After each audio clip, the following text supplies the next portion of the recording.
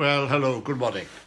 Some of you might know that together with my friend Alan Gibbard here, we've published a book on Gwynfor and Gwynoro, or Gwynoro and Gwynfor. And there it is. 67-74. And it's been about a year and a half from that, was it? Yes, I think so. And yes. It's been a great experience for me to learn from this gentleman how a book is put together, because he's a master of the art, no doubt about that. So, I don't know, where shall we start then, Alan? Well, when we first got together and started discussing the book, the one question I think that was on my mind is, very simply, why? Why now, in 2018 or whatever it was, did Gwynoro Jones think that this book, was needed? Well, it was your idea, actually, but we'll come to that a bit. I'll come to that in a few minutes. You agreed to it. Yeah, well, yes, I know. No, but what I'm saying is, I'd been at it for about 2.5 years, writing my life story. And I've actually got about 60,000 words done in English. And I noticed that he had written a book on Carmarthen, and I thought, I'll get in touch with Alan Gibbard and see. And from that discussion has come the suggestion of 3 or even 4 books. Yes. And we started with the most natural one, which was Carmarthen. And yes, it's 50 years ago, almost 45, 46 years. And I just felt that the story has never been properly told. Yes, there's been a lot written about Gwynfor. Yes, people have written about Gwynfor and myself, about the campaigns and all that. But there has never been a sort of a definitive account or chronicle of what happened. And from my point of view, I knew it could be a controversial book because people thought that Gwynfor was all important to many, many people. Others saw him differently. So I knew I had to be correct. And the only way to be correct was to go to the local papers, which I've kept the archives. I keep archives in about 15, 20 boxes right up to the modern age, was to use the archives of the Carmarthen Times, Carmarthen Journal, South Wales Guardian, who back in those days had 50,000 circulation, believe it or not. 3 different papers. There was hardly a house in Carmarthenshire that did not buy one of those papers, along with the Cardigan and Tyneside, which was another one. So there was a wealth of information.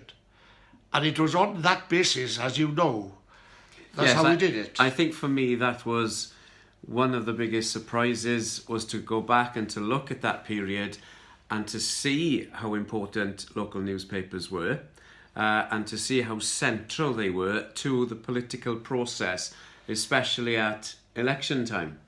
That was an eye-opener for me. But then to come to write and to have 20 boxes worth of archive, yes, it did mean we took a lot longer writing it because you have to read all those 20 boxes full of archive. But that was the primary source. And it is very unusual for me as a writer to have such a rich primary source because Gwynoro had kept those archives over decades. Yes, and I didn't set out to write a book, to be honest. Oh. I'm a squirrel. I hardly throw anything away. Those who come to this house is full of all sorts of stuff. I have difficulty getting rid of things. Mm-hmm. So I've been a collector, and all these newspaper cuttings of the 60s, 70s, 80s, 90s, I've kept them all. And the political archive in Aberystwyth has seen them, and they've been staggered as to what I've got. I'm not surprised. And they're waiting to get their hands on it all, but they'll have to wait another year until we finish. Please, until we finish the rest. So that was it, really. I never set out to write it as yes, we're going to do this, but I'm happy that we've done it because it is, from my perspective, and I'm perfectly content with it, that it is a true account. Of what happened. People might disagree with their politics, the standpoint of whichever way they look at politics of that period. But what is said, what is quoted, are actual, factual things. Yeah. It's interesting to know that once we moved on into the process of putting the book together, what were some of those central things that you actually wanted to say? We've heard the why you felt the need for the book. What did you want to say specifically? Well, I have to be honest about this. Gwynfor has been eulogized considerably, almost sanctified in certain quarters, as if, this man has had no flaws, as if he had no blemishes, as if he'd done nothing wrong. Whereas I had seen a different side to him. I had seen a different side to his party and his supporters, just as much as they had seen a different side of me, the Labour Party, the Labour supporters, because it was vicious campaigning.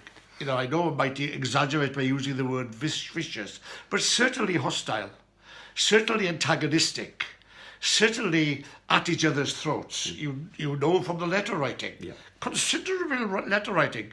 Week after week after week in those newspapers, there would be lengthy, I'm not talking 2 paragraphs, I'm talking a full column of a paper. So I wanted to try and get the story in its proper context. And I never set out to say, well, we're going to do this, that and the other. The story came from what happened. The story came from run up to the election of 70 and that fantastic campaign of that period.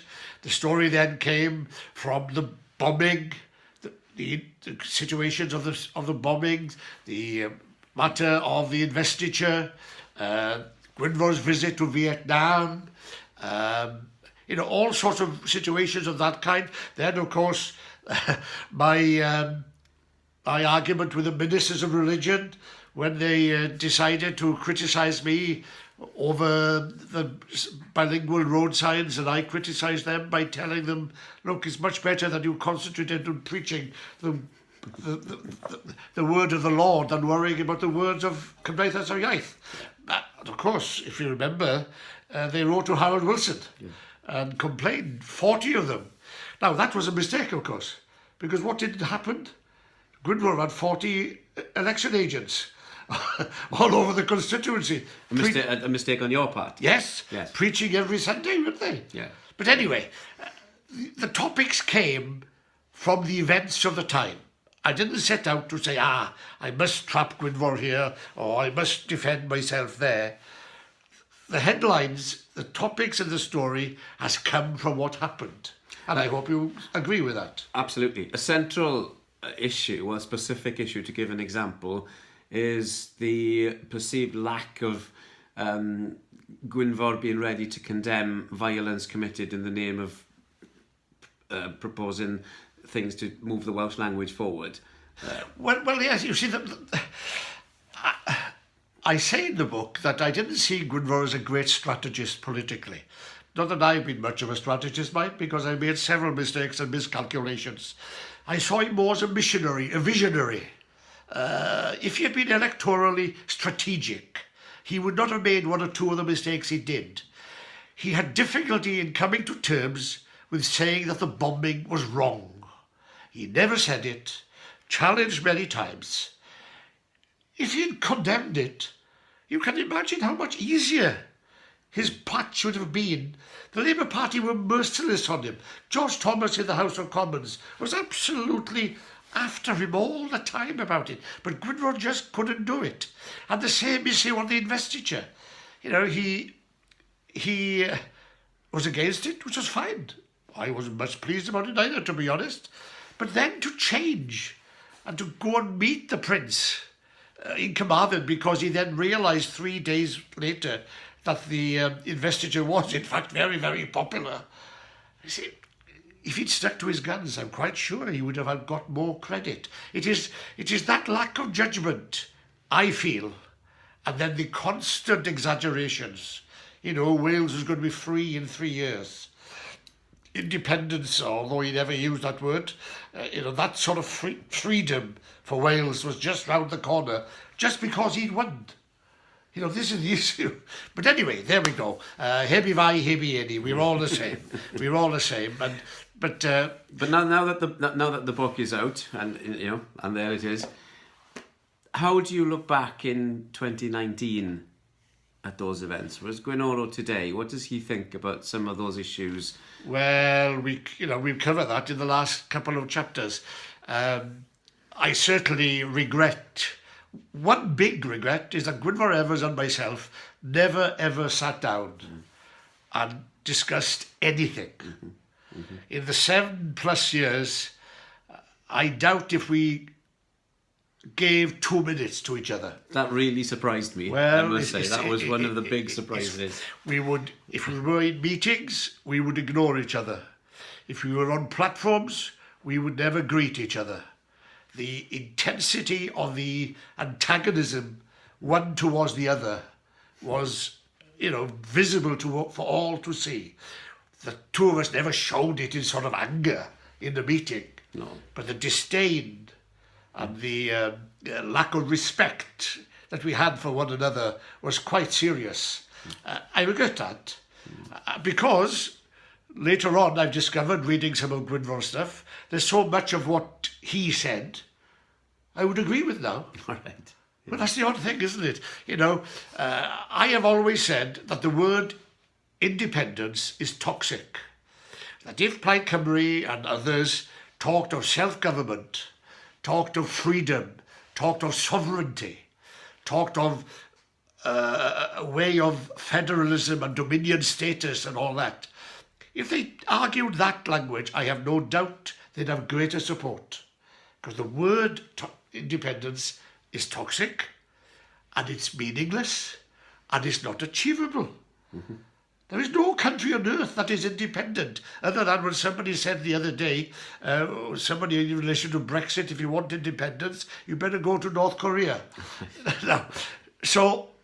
And then when I looked into this, and I was told by one of Gwynfor's relatives that Gwynfor never used the word independence, and I couldn't believe that. When I went to check, absolutely true. Saunders Lewis never used the word independence. And so that also, you see, he said, oh gosh, why didn't we in the 80s and the 90s, when we had both left the scene, why didn't we somehow not get together, talk around these things, and see what we could have pushed even further in Wales? I reckon Gwynfor and I seeing some accommodation in the 1980s would have been a big boon to the advancement of Welsh self-government. That's a very tantalising historical and political what if, and I think it's a good place for us to wrap that up there. And just to say as well, the good news is that we're working on an English language version. Yes, on the English language, which is wider, 1960 to 1980. And this will cover the period of Labour and Plaid Cymru in contention against each other, the 20 years of devolution, the story on a much wider context. We'll have to fear because this video is far too long. Bye. Watch this space. Bye.